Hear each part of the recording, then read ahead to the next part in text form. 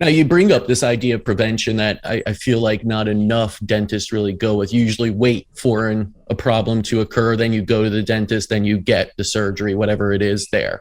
So, what are the keys to prevention? Is that really focused on just tooth care in general? Is that diet? Is that lifestyle? Is it all of the above?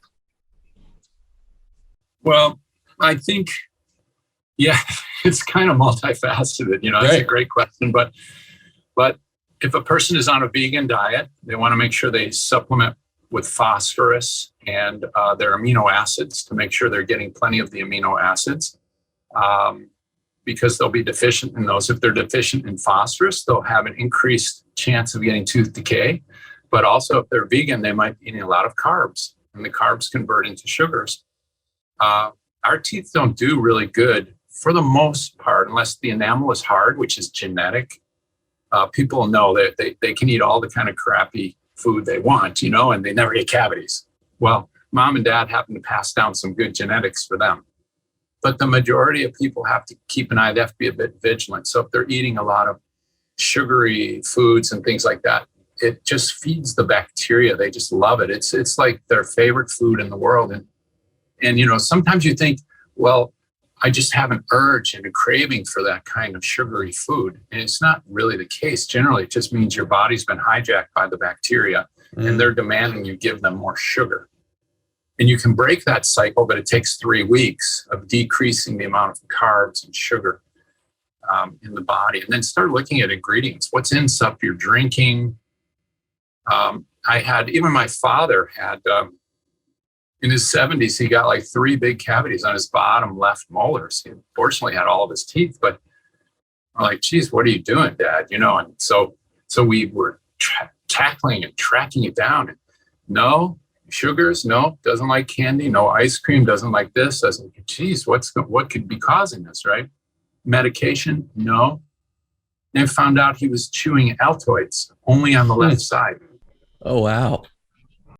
You That's see, an interesting one. So a biologic or holistic dentist will try to help discover those things, right? Whereas, and a traditional dentist sometimes will too, but sometimes they're so busy and we're fixing things after the fact. So preventative dentistry is a really, really key thing. Now that's number one.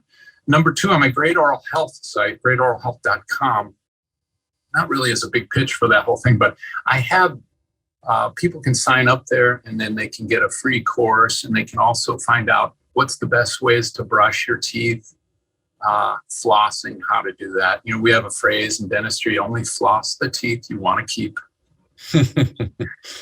and just really fast as an educational point, all that happens, we have bacteria in the mouth. They're going to live there. They're there. No matter what we do, we're stuck with them and they're stuck with us. Now we can take a probiotic for the mouth. Yep. To try to change that, right? Which is wonderful. However, short of doing that, let's at least try to break them apart, because it takes them about 24 hours to get to a big enough group that lays down acids and changes the terrain. Mm-hmm. So by brushing them, we're getting all that out, but they get smart. And they go, okay, toothbrush coming, time to hide everybody. Where do they go? Between the teeth. Right. So flossing between the teeth stimulates the gum, but also breaks apart those bacteria. Now you've got about a 24-hour window to do it again.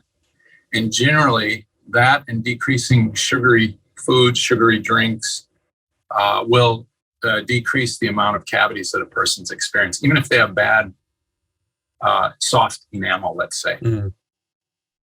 Interesting.